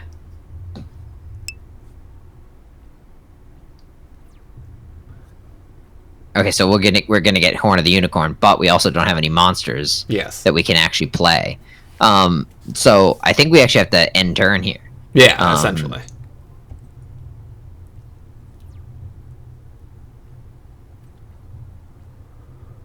Ooh, he's sacrificing. Okay, yeah, so now that guy goes out and gets a free attack on me. That's fine, though, because I don't think water monsters this early in the game are all that strong. Oh, good. Pot of Greed. Yeah, well, we want that, right? Because, well, for one thing, I want Gaia, so I can make that fusion. Yes. Okay, so every time you play that. Pot of Greed, you have to say it allows me to draw 2 cards. No, I'm just kidding. Okay, this isn't what I wanted, but this is a, yeah, well, I definitely want this. So, what's funny is that this card, the effect of this card is actually more accurate, it would be more accurate if you played it in this fight than it is in the anime. So in the anime, he uses that card against Weevil, which like burns the whole forest. Yeah, that's right. Yeah. In this one, it'd be more accurate because it would like dry everything up and like get rid of the field spell. But in that one, it was being used as like a. All right. Okay. That's good. So now, Monster Reborn, you do have monsters in your graveyard. So yeah, actually, so I might as well actually. And keep this in mind. So you have monsters in your graveyard, and this allows you to bring a monster from yours or the enemy's graveyard or theirs. Yeah. Well, but, I mean, So keep in mind, Monster Reborn is a special summon. So that means you don't technically summon with that card, and you could also sacrifice a card, like say if you brought back Silverfang, you could sacrifice it immediately for Rude Kaiser and then power it up with Horn of the Unicorn. With the horn. Yeah, actually that is actually what I'm gonna do because that seems like the strictly best play. So I guess it doesn't matter, right? Yeah, you're gonna sacrifice it anyway, so it actually does not matter. So okay, we go here.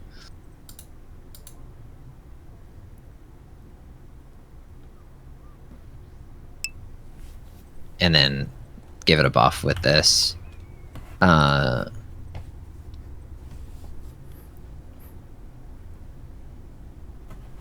I'm very comfortable with that. In that case, I'll skip straight to battle phase. Also, this thing is okay, yeah, I could just get rid of this thing because it has no adverse effects. This might have an adverse effect. Yeah, but it's a risk reward situation. Yeah. Okay, so it wasn't anything that was gonna stop you, and now you can turn this duel around, hopefully. Yeah. Yeah, you do have 2 cards to deal with what's going on. And he's taking 500 because he was the one who put yeah. Or we both take 500. So that card, yeah, we both take 500. Yeah, so there's one downside, especially when he has life lead. But you get we just have 2 of those. But I could just. Sorry. No, I was saying you get a free attack here because you would have to sacrifice to summon Curse of Dragon. Yeah, that's true. And since Curse of Dragon is not as strong as the card out right now, there's no point. There's no use, yeah. Okay, so the life lead is very, very quickly shrinking, so.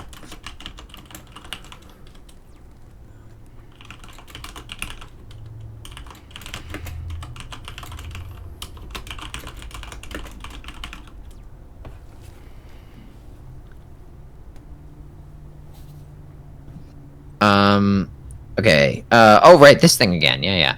Targeting one monster, your opponent it cannot attack, or change its battle position.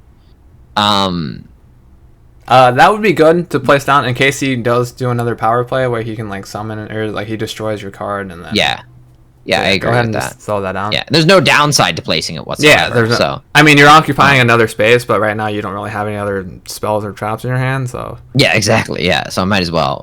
And I'll just keep going with this. Oh wait. Oh no. Yeah, battle phase. I forgot. Yeah.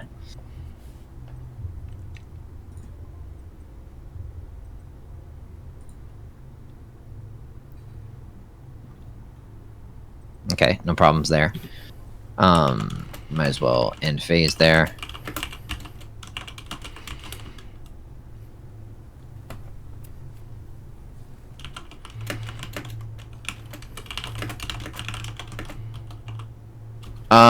Your opponent. I don't think there's any card that I need to activate the effect of, to be honest. Yeah, no, you don't. Because in this game, it's like it's kind of stupid because it gives you the option to like activate the cards on your own cards. And it's like, why would I want to spellbind my own card? During your opponent's turn at Daniel, you can discard this card. You take no battle damage from that battle. It's a quick effect. And I can choose when to activate that, right? Yeah, so there's two situations here. You can either, if you're worried about taking extra damage, you can hold that card, or you can put it in defense mode, and since you have a card that's stronger than 2,000, like anything he can summon out on his first turn, yeah, he's not going to try to risk attacking a card that's in defense mode and take free like life point damage essentially. Oh right, yeah. So you could try to bait it out and put it in defense, and then like summon it with, or next turn summon Curse of Dragon with it. Yeah, actually, that's exactly what I'm gonna do. So I can set this, right? Yeah. And then I'll do. Yeah, that's exactly. That's as long as you keep destroying his cards, because then he might be able to like summon out another card and. Yeah. No, I think. No. But yeah, there's like a lot of different like strategies you can do. From like you can either play it safer, play more aggressive, play it this way, that way. Well, I feel like one good thing about this story is it makes me play as different people with different kinds of decks. Different cards, yeah. So I don't just keep doing the same thing over and over again.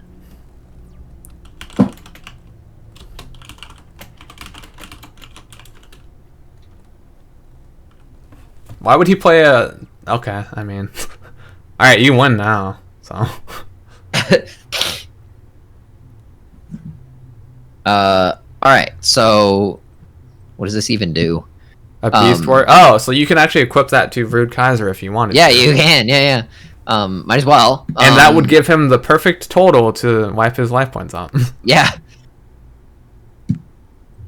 All right. Oops. Battle phase. Yeah, because he now has exactly the amount he needs. Oof. Okay, that did something. Okay, hold on. So it can't. So it doesn't matter here because you're gonna win next turn anyway because you have Burning Land. So once he destroys Umi, it's fine. I would go to main phase 2 though, and then summon Curse of Dragon, just in case. Okay, sure. Yeah, makes sense. Right, yeah, because I haven't really been using main phase 2 yet, so might as well. I mean, main phase 2 is really only for situations like these where something didn't work out. Like you thought you were gonna win, and then it's like, oh, okay, well, I'll be safe and just activate this. Yeah. So now, or wait, hold on, because I think. Okay, so hover over Burning Land. If they're in a field, destroy them. Oh, yeah, when so this card, when this card is the recurring effect, is the 500 damage. Take 500 damage. Yeah. Okay, so wait, what does this do? Activate. Wait. Okay, so you take no damage. Okay, so right now the problem is you're gonna need either a rock monster right now, or you're gonna need another way to get rid of Umi.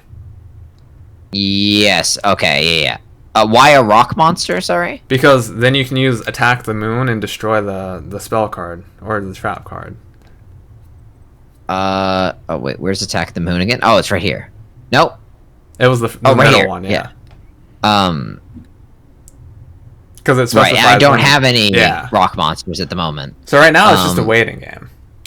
Yeah. Okay. Because you can try to attack, but he won't take damage because he has the wall on. Even so, I might as well well, I don't know.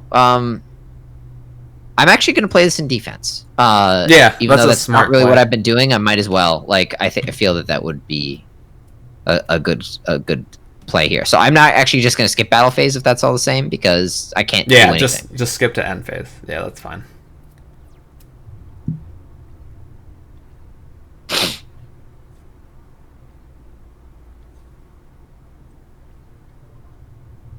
Yeah, no, you want to hit no. No, yeah. Oh, this is a rock type. Yeah. Okay, so hit no. And then I can finally you want to summon the rock. Yes. Because it's so I think now I can attack this. Well, right? No. So read the attack the moon again. You have to change its battle position in order to use it. Oh. So you're waiting one turn, but the reason I had you summon it instead of set it is because I don't know if how it works is when you put it in face down defense position and you flip it up. I don't know if that counts as it's being changed. So that's why I wanted you to put it in attack, because I know it'll count that way. I skip straight then to battle phase because you want to take out the card he has, just in case he tries to make a power play since you're so low on life points. Yeah, that makes sense. Okay, and now I can skip to main phase 2, right? You can go to end phase, yeah. Yeah, because I don't have anything left to do here. And next time I'll turn this guy over. Yes. You want to change the defense position. Oh, okay, so you remember when I told you he has how ritual cards work? Mm-hmm. So activate, hit yes on the special summon. And then I can use Spellbinding Circle. Use Spellbinding Circle, yeah. Because he would have attacked your Giant Soldier of Stone, which is the winning factor here, because he's the only rock monster you have currently. Yeah. So then, this guy right here? So negate him. Okay, now change the Soldier of Stone to defense. Yeah.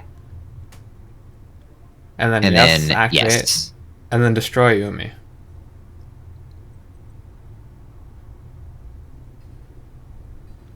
Yeah, because so destroying Umi automatically destroys his trap card. Yeah. So my issue here is... Oh, actually, I don't have an issue here, do I? I skip straight to battle phase and I destroy this thing. Because that ritual card is not that great.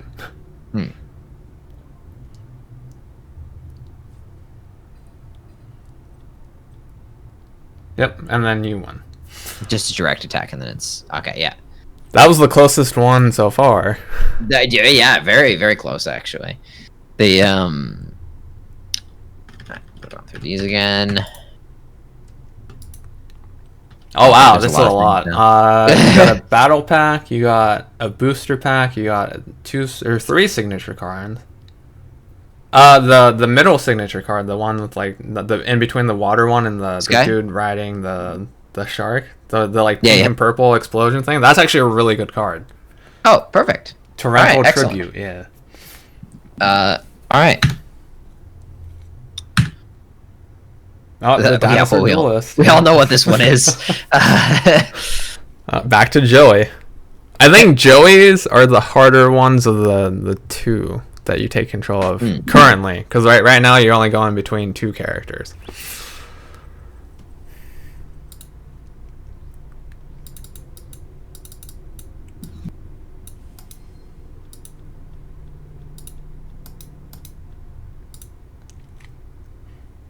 And he's kind of like an idiot, so I feel like you should be able to win this outright. Okay, yeah. So my thing here is that they in the anime both have the same mentality. Like they're both like very attack heavy. Oh wait, here, hold on. I see one of these. So let me have a look at this first. To be fair, in the anime, everyone is attack heavy because it's they want to be super dramatic, and there's like, oh, I'm attacking your face down card. Flame Manipulator, Masaki, Time Wizard, Baby Dragon. Okay, so Time Wizard, Masaki. Okay, so I have one from each, basically. Yeah. this is one of the sample cards we had. Yes, that is. From the lesson earlier today. That was 10, I believe. Or no, that was 11, because 11 to 13 was trap cards. Yeah, that's right. Yeah. When your opponent, normal or flip summons one monster with 1,000 or more attack, target that monster, destroy the target.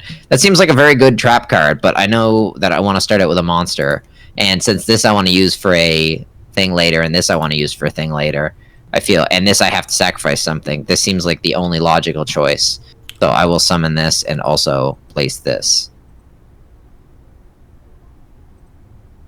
And then I will skip straight to battle phase. Your card is not stronger than his card. No, it is not, and I've just noticed that. And I will skip straight to end turn. Oh wait, hold on. My defense isn't very good either. Okay, so might have screwed myself there, but we'll see. No, that's fine. That's fine. Mistakes happen. It's fine. And you're only losing 100 life points, so it's not that big. You can destroy this card immediately with your trap card, though. This one right here, since he just did it. Yeah, since he just summoned it, which I would recommend. Should we not save it? Well, no, I would recommend, because since he summoned another card, he can destroy your card and get a free 1,300 points of damage. Points. Okay, yeah. So that's very high risk then. Select a card to activate this one. All right, excellent. Oh, well, it didn't matter because he had Monster Reborn, so that was a huge that's gone debate, now. Yeah. Well, now we know he can't use Monster Reborn on some other card. Yeah, exactly. What is it? Oh, cost down is actually really good because discard one card until the end phase. Reduce the levels of all monsters in your hand. I'm sorry. What's the benefit of this? So you have a level 5 monster, right? You use that card, you discard a card, and now that monster becomes a level 3 monster, which means you can summon it without tributing. Okay, so my only issue there is that both of these cards are fusion material? Yeah. So I would say which one makes the more powerful thing? Hold on. Time Wizard, because Thousand Dragon is 2,400. I can get rid of this guy. Okay. So because to be honest with you, fusion Flame Swordsman for fusion is not that great. It only has 1,800, and like most 4-star monsters are over 1,800. Oh right, yeah. So now summon Swamp Battleguard, and then summon, and then you're gonna want to take out the stronger of the two, because then you have less to worry about. And there's no negative effect taking either of these out. No, so because they're both normal monsters. Yeah. And he can't do anything to this, so nope. Unless he has something to sacrifice, but I think his cards are pretty trash for like. Unless he has one of the two cards. Oh well, no, never mind. He added. No, that's pretty trash still. Oh, never mind. He's sacrificing your card. All right. I think he's summoning Red Eyes here, actually. Yeah. Oh, okay. Oh shit. Okay. Well, he ended turn, so it's fine. Wait, hold on. Wait.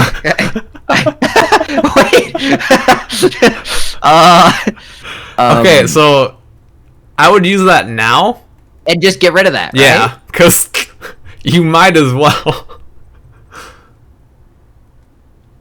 Oh wait, hover over Soul Exchange again. Okay. This if you tribute a monster, you must tribute that monster if you control it. Go up because it's target one monster your opponent controls.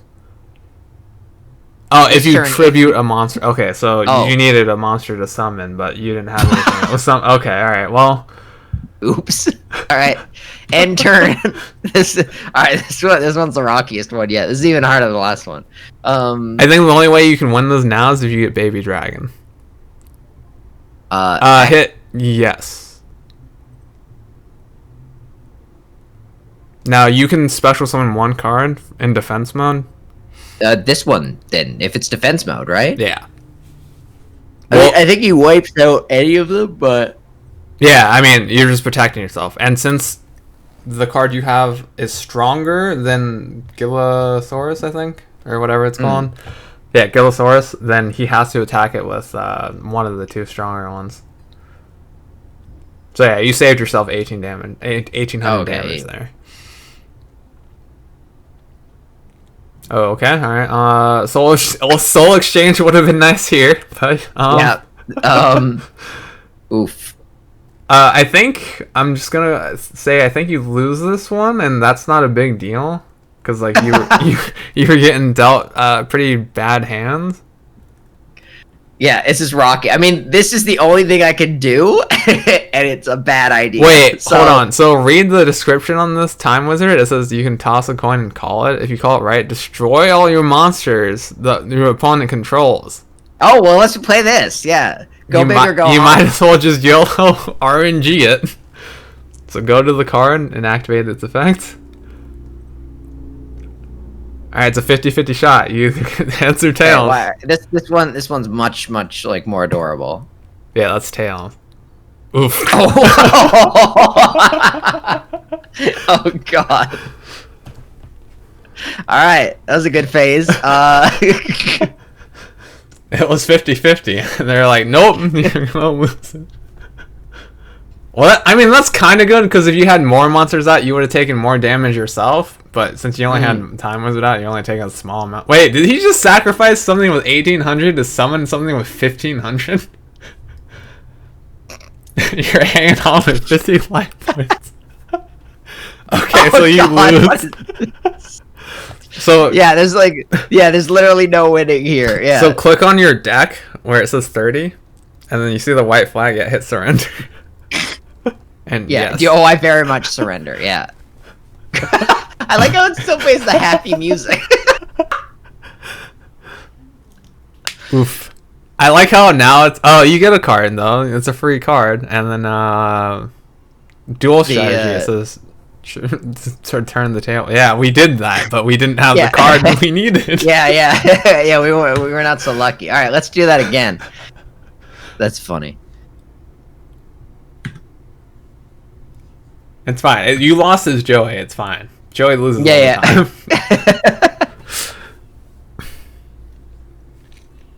time. Nice. Now you can go second, and you get. So the benefit of also going second is that you get one extra card. Yeah. Okay. Yeah. And there are some decks later in the game that like take advantage of going second. So you may be asking why he was able to play 2 monsters, and that's because the first card you played, Gillosaurus, it's special summons as opposed to normal summoning. Oh. But there is a downside to special summoning that specific card, because that specific card, if you special summon, you allow the enemy to summon something from their graveyard. But because it was the first turn and you had not gone yet, he's essentially getting a free monster. Okay, yeah, I'm with you. Alright, so what do you think you do here first? Okay, I know I want to start with monsters usually as like a general rule. I can't do either of these. Well, no, in this situation, because you have 2 5-star monsters and Polymerization and Pot of Greed, you want to start with Pot of Greed. Because that maximizes your options by adding 2 of getting cards. A follow-up. Wait, hold on. What even are these? It's the same ones. They're the same. It doesn't change. So Time Wizard, Baby Dragon, or Flame Manipulator, and Masaki. Okay, yeah. But yeah, you always want to have either of them. Yeah. You always want to start with Pot of Greed because it maximizes your options for something else you could play. So like, imagine if you played Kilowaki or I don't know, Kilojockey or whatever. Yeah. The first turn, then you wouldn't know that you had cost down in the next hand. So all right, so it seems like what I might want to do here is do cost down and play this. Yes. Oh wait, what does he have here? Oof. He doesn't have anything that can destroy your card. Swamp Battle Guard. Okay, yeah. Okay, so cost down. Yeah, and then I would sacrifice your spare Swamp Battle Guard because you have 2. Okay, that makes perfect sense to me. Yeah. And then summon it, and then I would, just for safety, do Trap Hole as well. Sure, because there's no downside. Yeah. And then I would destroy his 2-headed King Rex over the Gillosaurus. Okay, yeah, because it's more powerful in every way. basically. And his defense on Gillosaurus is 400, and that's more manageable to deal with than Sure. than 1200, even though it's not that like that high. Like, yeah, sure, you could go for the extra 400 damage, but like, yeah. Oh wait, okay. So that may look bad, but it's actually kind of good because it allows you to get rid of his trap card, which he may have been saving for something else. Yeah. Okay, so yeah, end phase. And now, if he summons it by sacrificing, you can use Trap Hole. But yeah. So in this situation, it's your call. You can wait to see if he's gonna sacrifice and summon Red Eyes and destroy it with Trap Hole, or you can destroy this card he just placed. I'm gonna wait. Okay. You're gonna take a fair bit of damage here, but next turn you can summon Kojaki and then destroy his Gillosaurus. Oh, this is one of the two things I need for the. If you want, you can try to YOLO Time Wizard again. Time Wizard and Baby Dragon. You just gotta call it right, and if you call it right, you destroy all his cards.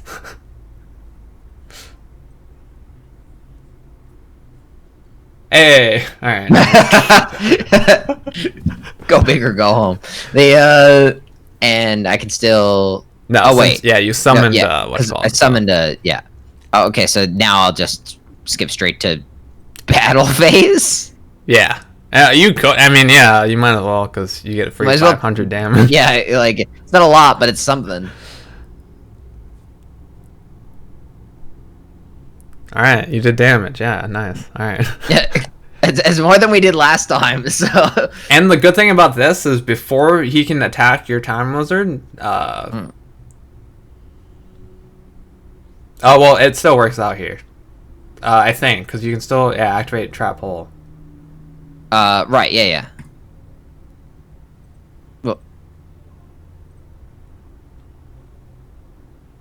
He actually did you a favor there because if you took damage from getting attacked by Time Wizard, you would have been closer to defeat. Yeah. Okay, so now we have Soul Exchange. So now we know save it for because we have a level 5 card in our hand. Yeah, exactly. Yeah. So let's learn from the last time and yeah, exactly. Only use it when he has a powerful card out.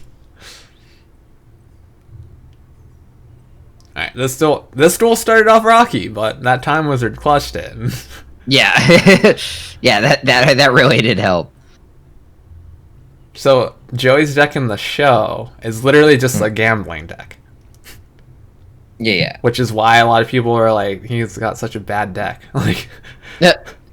Oh, there's Baby Dragon. So Baby Dragon, and what does that mix with again? Time Wizard, the one that just got destroyed.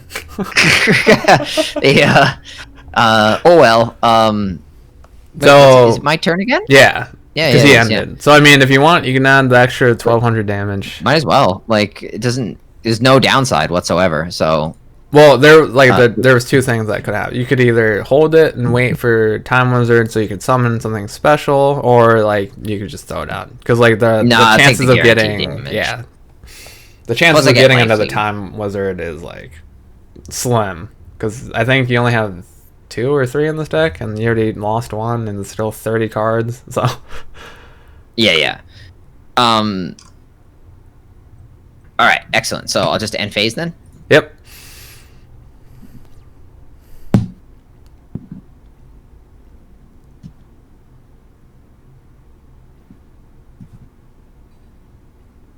Okay, so here, depending on what you draw. Oh, okay, yeah. I would sacrifice Kojaki for Lava Battle. Wait, check how much attack Lava Battle Guard has. Check how much attack Lava Battle Guard has. Okay, 15. All right. Activate Sogen.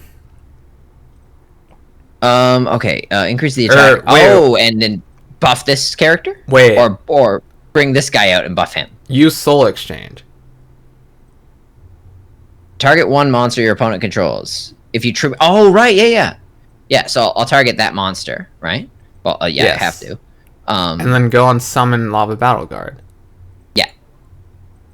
and then yeah. Wait, no. Okay, so go back because you have to select his monster because you use Soul Exchange. Oh right, yeah. Now I can summon Lava Battle. Yeah. Okay, yeah. And activate Sogen just because it'll boost your monsters and give you slight more attack while you're attacking. Yeah, perfect. And you might win here actually. Oh well, you should have gone to battle phase, but you accidentally ended phase. I thought I did. Did I click the wrong thing? Oh no. So okay, I know why.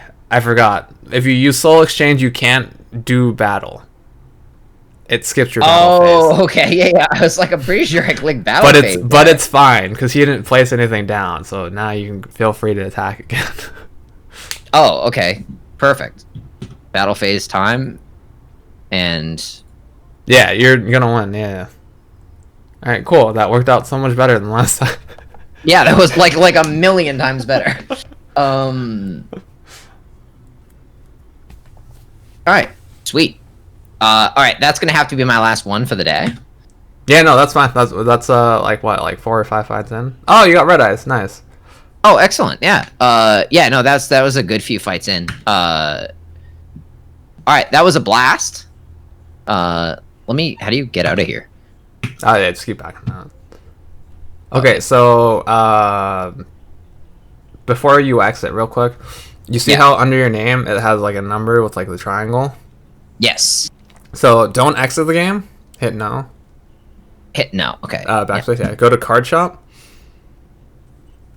Okay, so now because you've progressed so far throughout the story, you can now buy these cards from the card shop. Oh, I understand. Yeah. And eventually, I'm gonna have you make your own deck and start using that.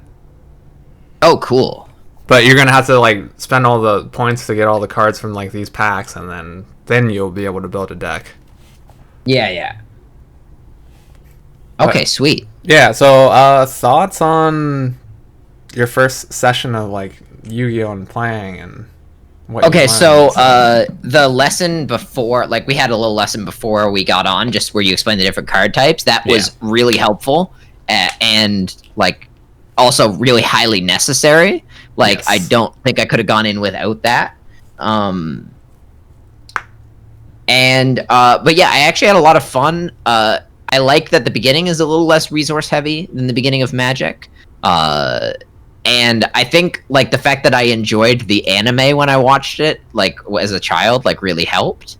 Yeah, because it like it did give you knowledge that helped you with like with Weevil, like you recognized, oh, Cocoon is gonna be a problem because in the show it was like it turned into that. Exactly, and I feel like with Magic, there's so much lore and stuff like that I don't know. That whereas this, at least I was already a part of the universe in some way. I'm like, oh, like this, I can recognize this character. Like it has some like nostalgia value to me. Yeah. But yeah, all in all, really good, and I'm looking forward to the next one. All right. Yeah. So next Sunday again. Yeah, absolutely. All right. So those of you watching on YouTube, thank you, and we'll see you next Sunday. Definitely. See you then. All right. Bye-bye.